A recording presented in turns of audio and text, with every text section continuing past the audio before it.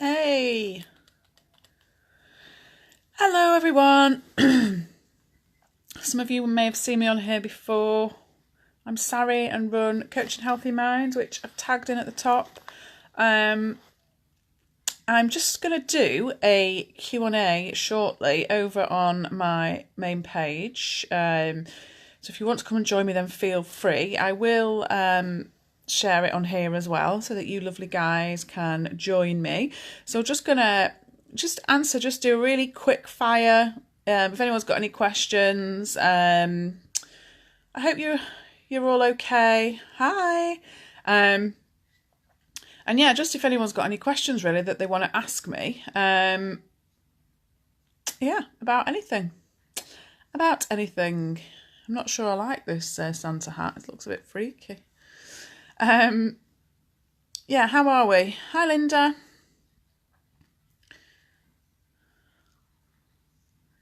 Hello. Has anyone got any questions for me? Anything at all?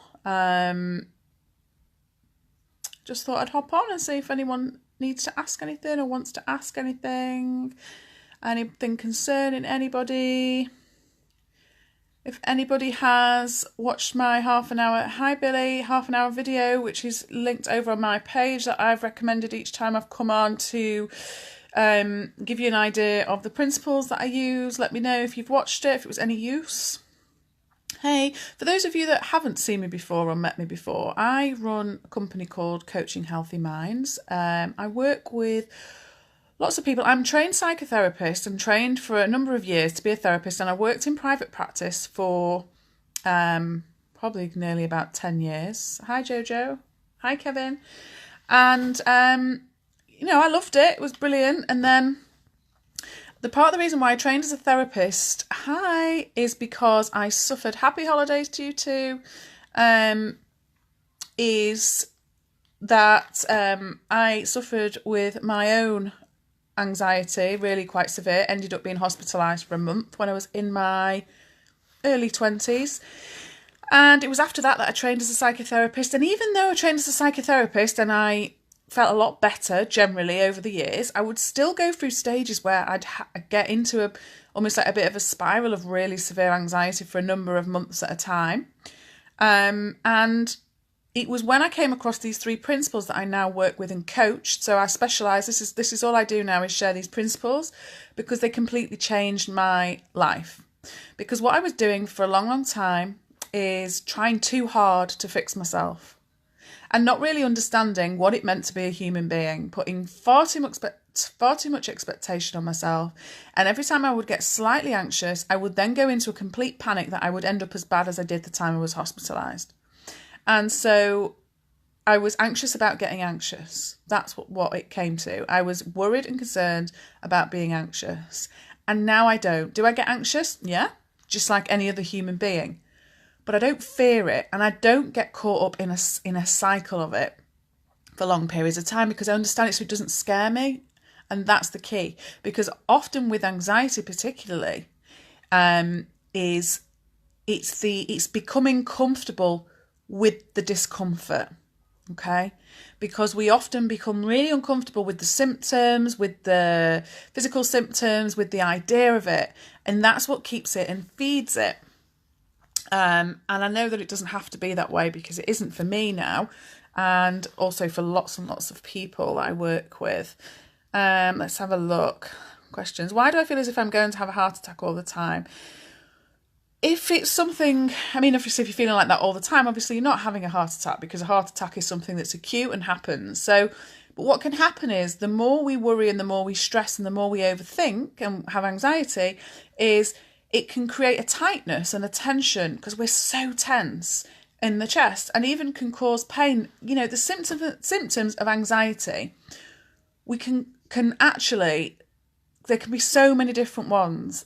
And I can remember having certain ones, and then maybe a year later be something new, so it would panic me more, because I'd think, oh, I've not had this before, it mustn't be anxiety. And I'd kind of look for reasons and, why there was something wrong with me.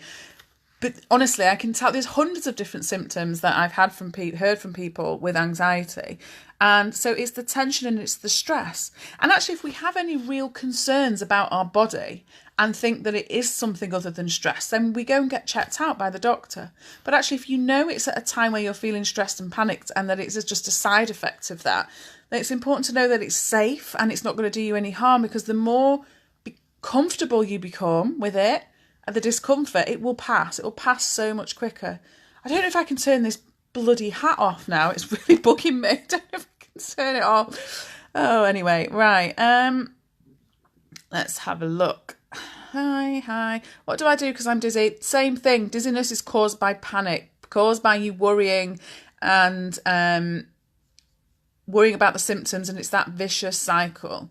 So the less you worry about the dizziness, the less likely it will be there. Wendy, I'm struggling so bad with anxiety, can't seem to get it under control. Okay, the 3 principles that basically changed my life with it. There's a video on my page. My page is tagged at the top of this live. And there's one on the top of my page, and there's other videos on there. Just explore them. Just have a look at the videos. There's loads of videos on there, and start to understand. Because what it is it's learning to understand how our minds work, about thought and about our moods and the energy that we're putting into all of that stuff. So have a look on my page. It's at the top. Okay, Victor, got horrific depression, anxiety sorted with medication. Great, glad you're feeling much better. That's really good news.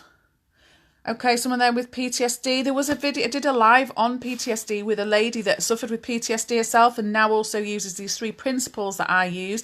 That is also over on my main page, which is tagged above. So go and take a look at that if you get a chance, Mark. Okay, yeah, Victor, that's great. That's really good. Every time this year, I'm a mess, uncontrollable. My mum always tells me to stop, breathe and feel something. That means I'm going to be okay. Okay. So Lorraine, what happens is we create patterns and stories in our head. It's like habit.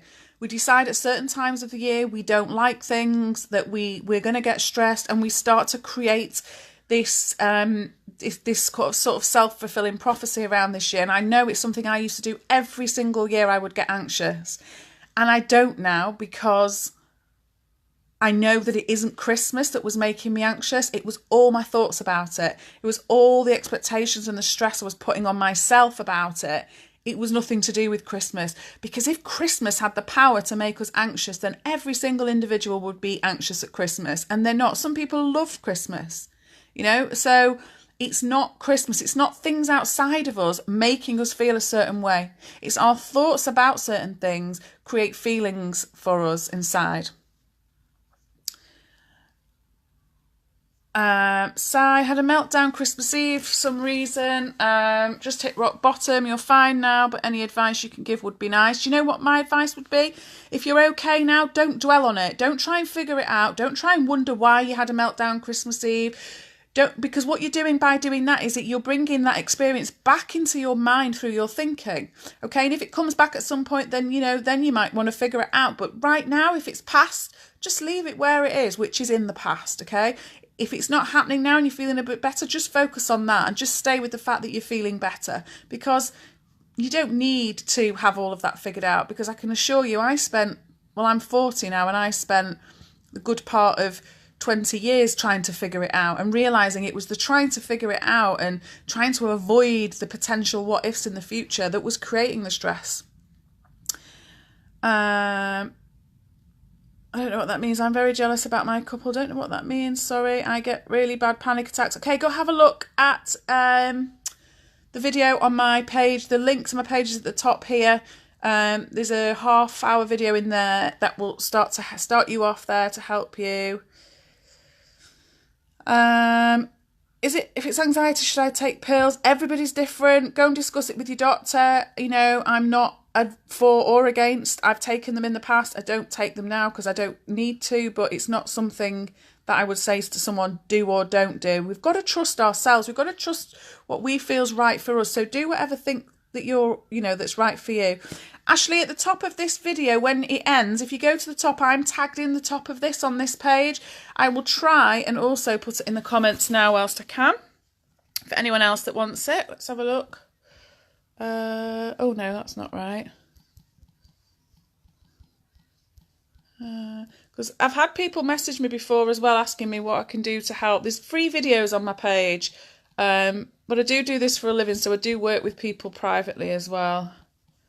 I've also just released a manual for families, which is like a manual that basically shares all of the stuff that I talk about, that's just gone on pre-sale as well on my page. Okay, so yeah, Tom, derealisation.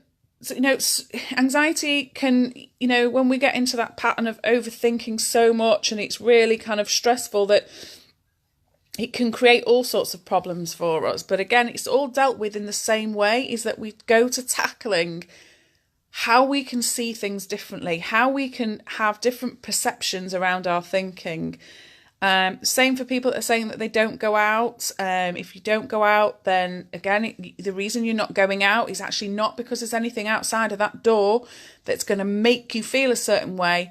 What's making you feel uncomfortable is your thoughts about what's on the other side of that door, okay? Okay, yeah, that's fine. Taking medication, if that's what your doctor prescribes, then absolutely go for it. Linda, I'm really sorry to hear you lost your husband, and that is bound to create a whole load of anxious thinking. So, again, it's about learning how to deal with that thinking.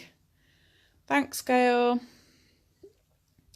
What is borderline? Someone sounds like they're asking me what is borderline personality. It'd be a bit much for me to kind of go into on here, but do you know what? Anyone that's got any diagnosis, okay? Because I see lots of people talking about their diagnosis on pages like this, and lots of people ask me about it. And do you know what? The more hung up we get, I'm not saying that they're completely wrong, and I know that they serve a purpose, but the more hung up we get on our diagnosis and what is it, all I'm interested in when I'm helping anybody is, okay, how can we get you to understand more about how your mind works, whatever diagnosis you've got, okay, so that you can get a bit more peace and a quieter mind. Whatever disorder you've got, we all have the capacity innately to have a quieter mind, no matter what we've got. So in a way, rather than worrying about what the diagnosis is and if you've got something or if you haven't got something and all of that, just focus on what you're capable of. Focus on what you could have if your mind was a bit quieter. Because there's no disorder, there's nothing in this world that stops people from having a quiet mind at times. Because that's how we are as human beings, okay? Health anxiety, Irene, I've never met anybody who suffers anxiety who doesn't have a level of health anxiety with that, because ultimately our health links to our survival, doesn't it? So when we're feeling panicked and stressed, it's understandable that we go to a place of worrying about our health because we want to survive. But again, it's dealt with in the same way, in that we, it's about managing that overthinking and realising, that once we have a quieter mind, we start to feel better.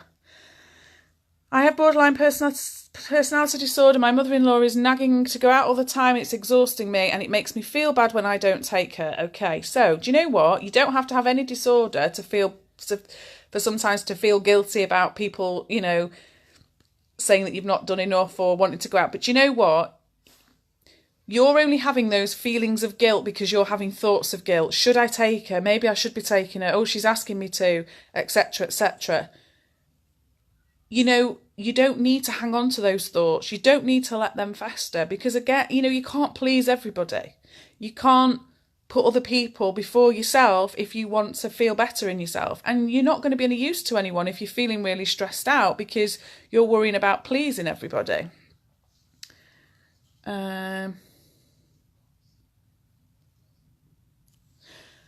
Lee, you want to stop taking your pills, you always have a relapse. You'd love to challenge your anxiety without medicine. Okay, so I've been there and done that, okay? And the reason it would relapse is because I would have therapy, but I never truly understood the true nature of thought like I do now. So my advice to you would be, look into it and explore it. Watch that video that's on my page, and you will just know when the right time is to come off that medication. Because sometimes if people want to come off medication and then they go into a panic about coming off medication, then that's not the right time. Because what happened with me is that through kind of feeling less scared about anxiety in the future, I just wasn't as worried about it. And it might sound daft, but in a way I was kind of thinking, well, if I come off them and I have to go on them again, so what? Whereas in the past, I would be thinking, oh no, I might get really ill. It's only the tablets that are keeping me sane, etc., etc. I just don't see it the same now. And the reason I don't see it the same is because I understand much more about how my mind works.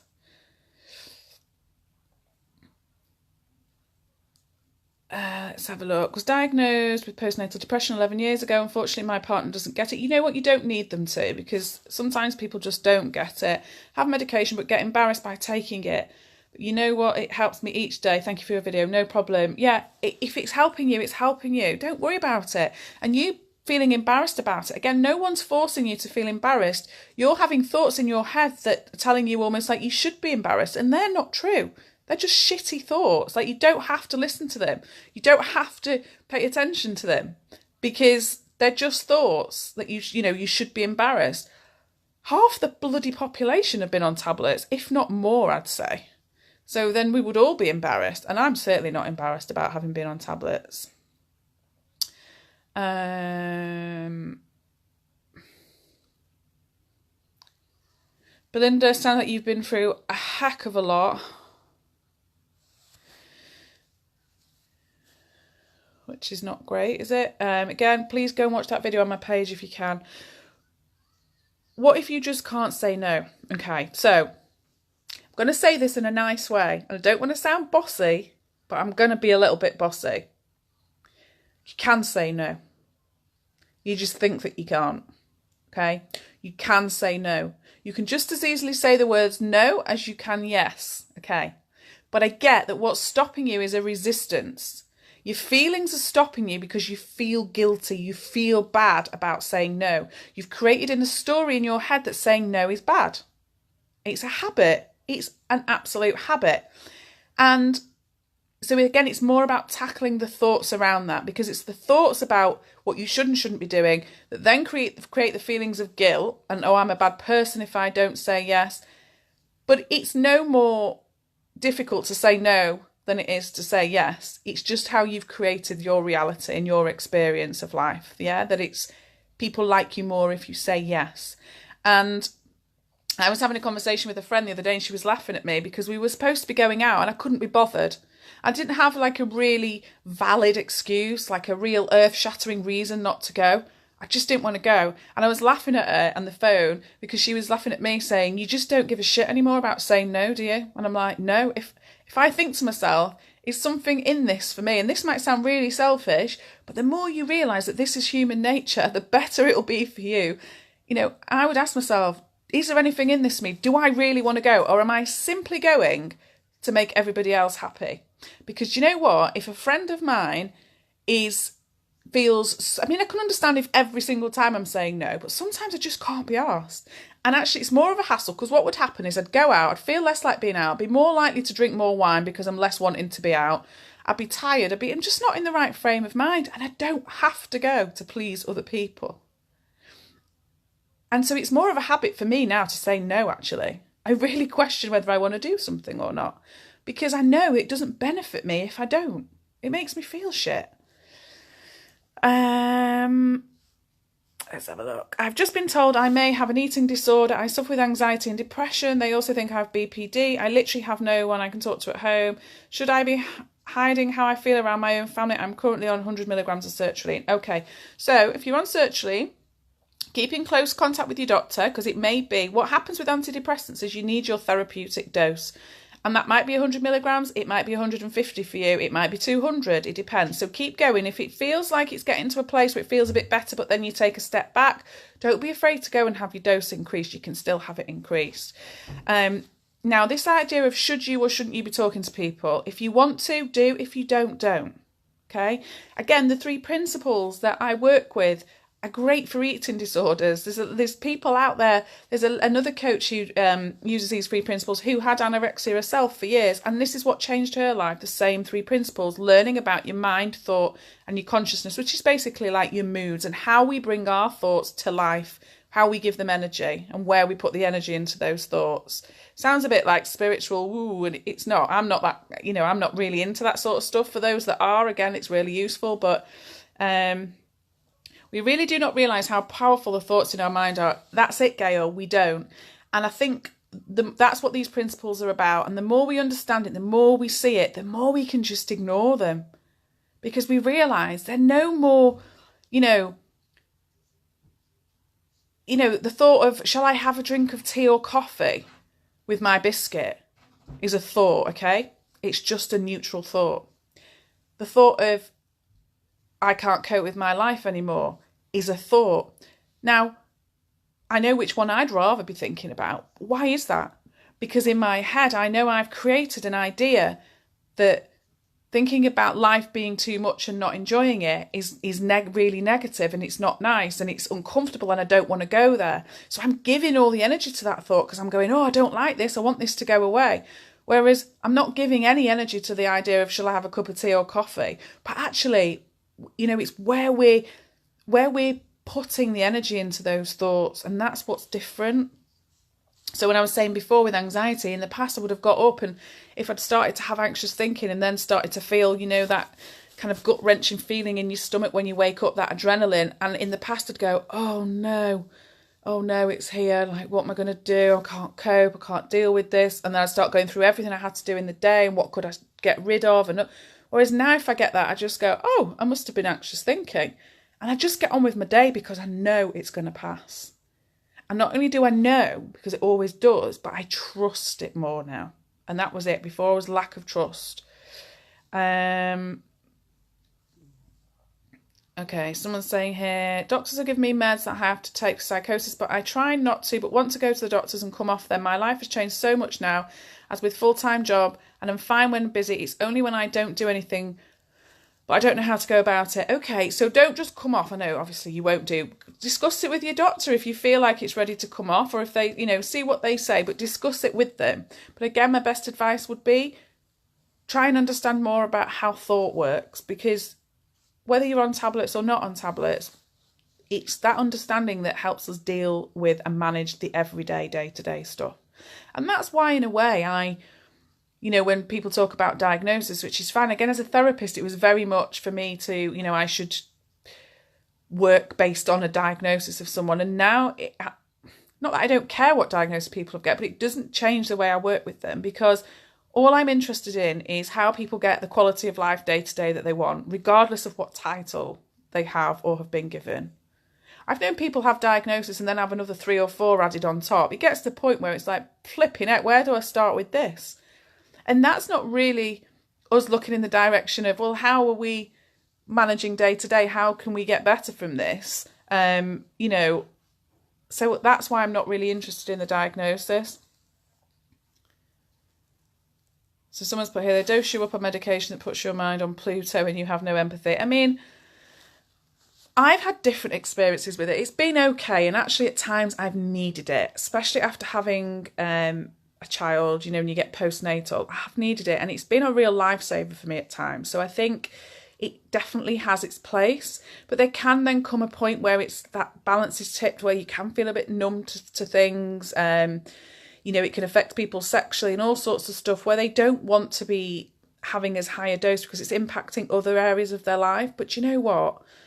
It serves its purpose. It's not the only way. There is other ways. But I wouldn't recommend, if medication is the way that you've gone for so long, is just to suddenly stop that.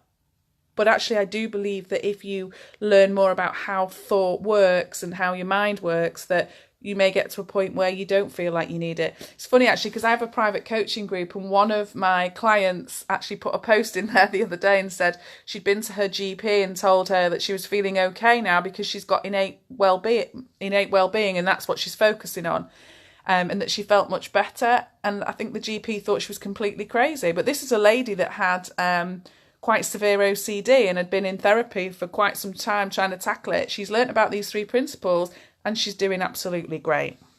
But the GP thought she was a bit crazy when she's like, oh, I'm fine. I've got my innate well-being and I'm learning all about mind, thought and consciousness. And doctor's probably thinking, oh, God, what's going on there?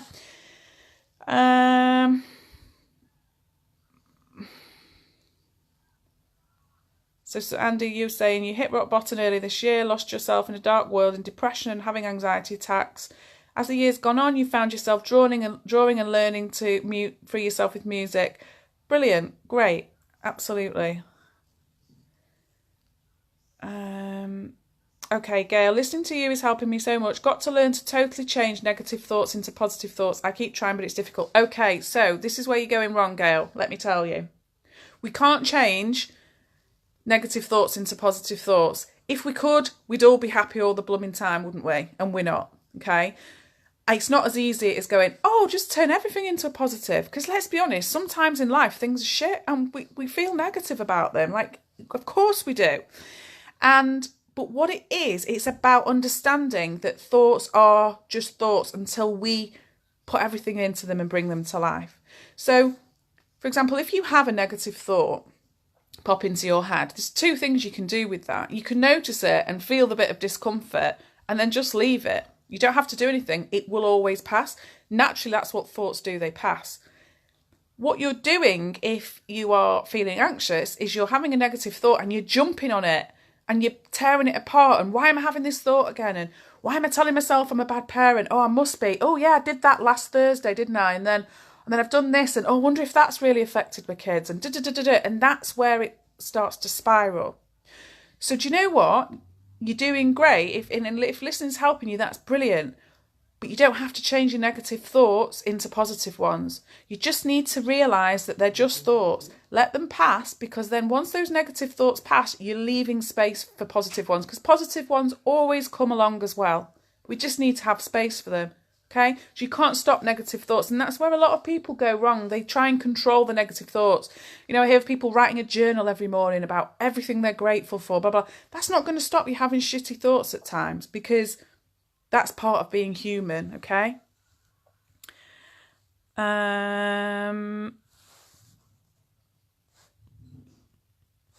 Okay, so let's have a look. I think I've pretty much answered most of those.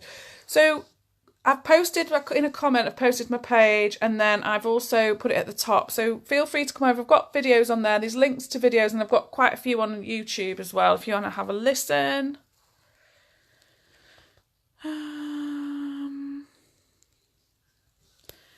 Okay, I need my medication, suffered 4 losses, 1 being your husband, and breast cancer, generalised anxiety disorder. They want me to go back to work at 63, also suffer anxiety attacks at the thought. I am not surprised. Like, that is a heck of a lot to be thinking about, isn't it? And worrying about. And so rather than thinking about, oh, I can't imagine myself doing this or doing that and how am I ever going to get there, it's about learning to just allow the thoughts to come and go and just deal with and manage what's happening right in that very day. Because you can't do any more than that, and you've obviously had a lot to cope with. So my best advice would be to give yourself a break, okay? It will work itself out. These things always do. But you need to just understand a bit more about your thoughts, because you've had a lot, haven't you? You've had a lot to deal with. Please talk about borderline personality disorder. What do you want to know about it? What do you know, again, I wouldn't get too fixated on it. Again, what probably is needed for the most part it's about emotional regulation in a lot of ways, isn't it? And it's about, you know, you can go from feeling really, feeling really, really good or really happy, and then suddenly you're feeling really low and really flat, and about knowing what to do with that. But again, it's about just listening to the quieter part of your mind and your own wisdom in your mind that's telling you the right thing to do. What happens when the thoughts are voices? Well, in a way, all thoughts are voices, aren't they? And the voices are also just thoughts.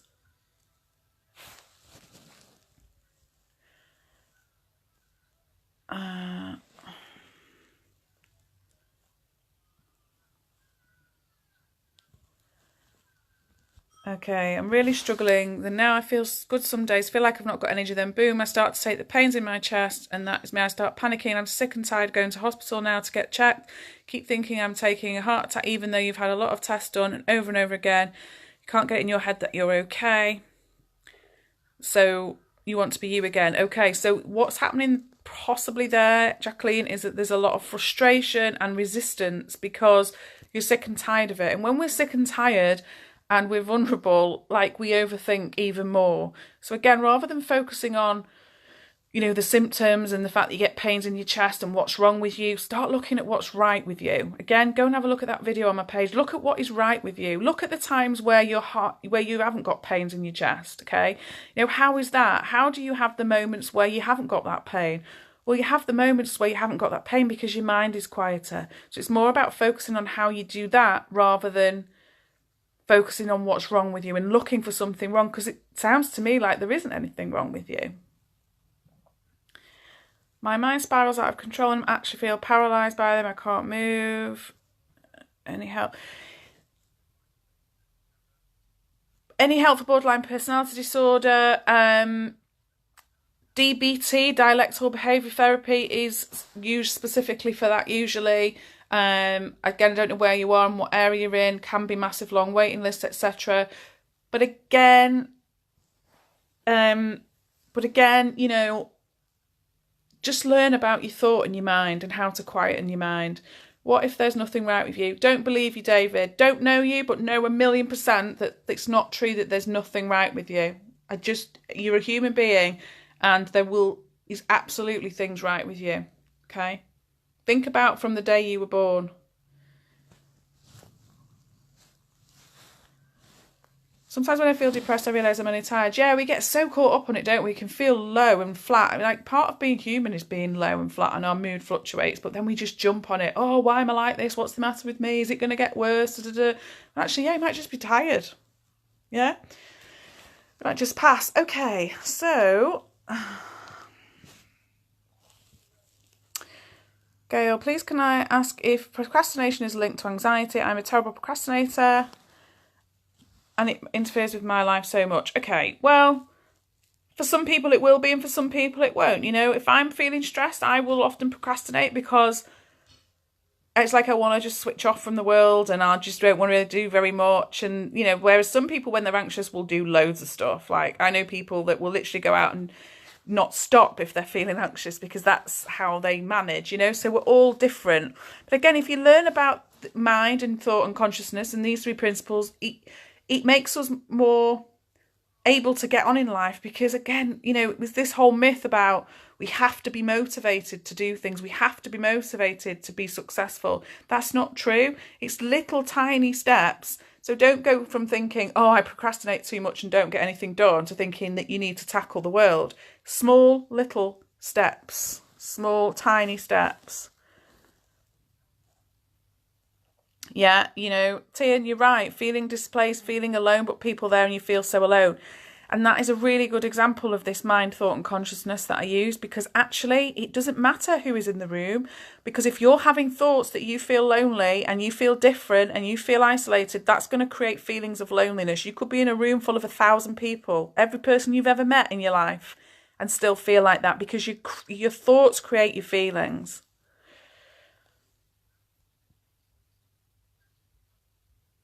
So you've kind of answered your own question. What's the best way to manage high function anxiety and slowly progress to accepting it's okay not to have such high standards and help ruminating? There's your answer.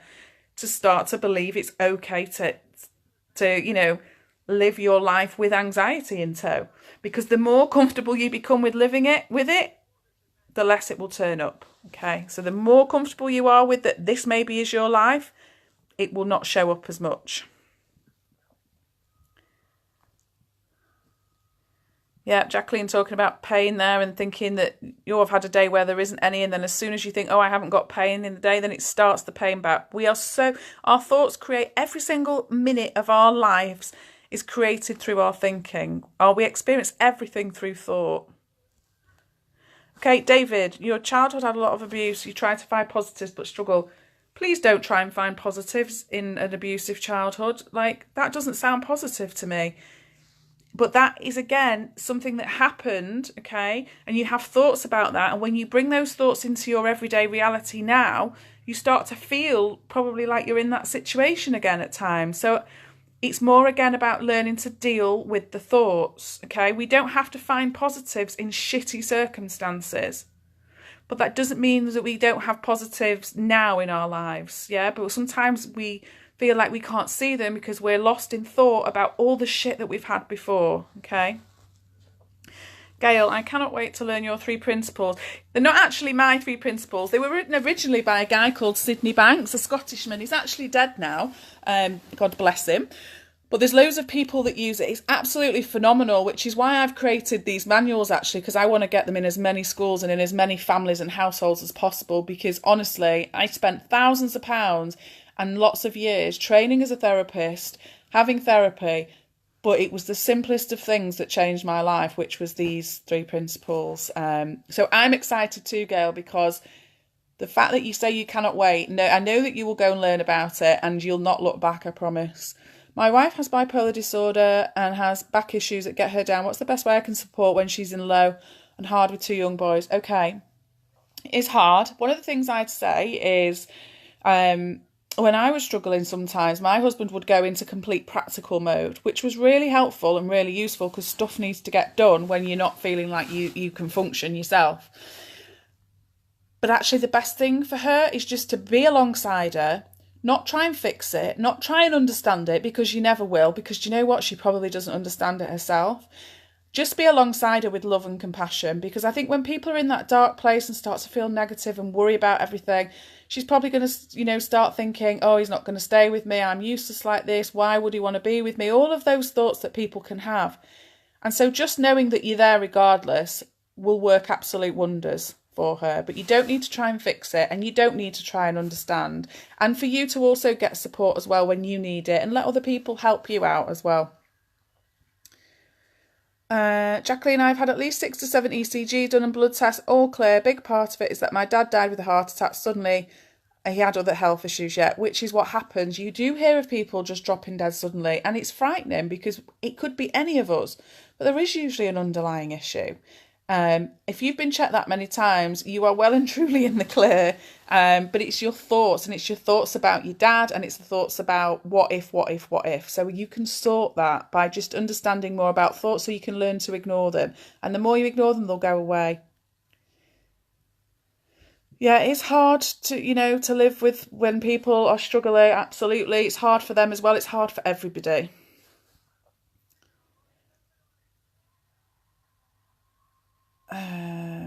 Let's have a look.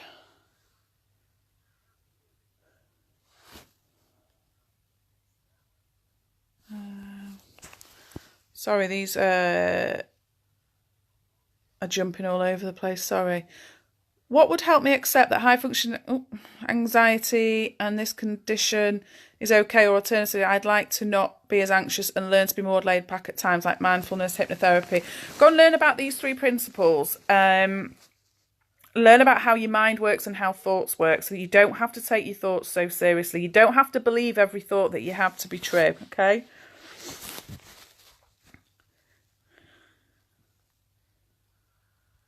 Okay, so someone here has said they want to make changes in their life, but I know it will upset people, but my life the way it is isn't making me happy. You've got to follow your gut instinct. You've got to go with what's right for you, okay? Because if you know that there's reasons you're not happy, then you can change them. But again, the more you understand around your thinking, then you might find that your experience of your current situation, I don't know what it is, obviously, your current situation, your experience of your current situation is made worse by your thoughts about it and your perception of all of it. How would you advise for gamblers? Same thing. Anxiety is an addiction. Anxiety is an addiction to overthinking. Gambling is an addiction to gambling, smoking, alcohol. And they all require you to have understanding of thought, because where does the gambling start? Yeah, it comes from urges. What are urges? They're thoughts. Yeah? And then you're acting. It's a behaviour as a result of your thinking. Chop your bank card up, someone said. Sure, you'll find a way. That's the thing. If we need, if we need something desperately enough, or we think that we do, we'll find a way, won't we? Okay, so I'm going to leave it there, and I'm going to go and watch some crap on TV, I think, and just chill. So thanks for joining me. If you want to watch that video, it's on my page. It's pinned to the top. You can just get it on there. I've put the details of my page in here. Yeah, and I hope you're all well, and I will see you very soon. Bye.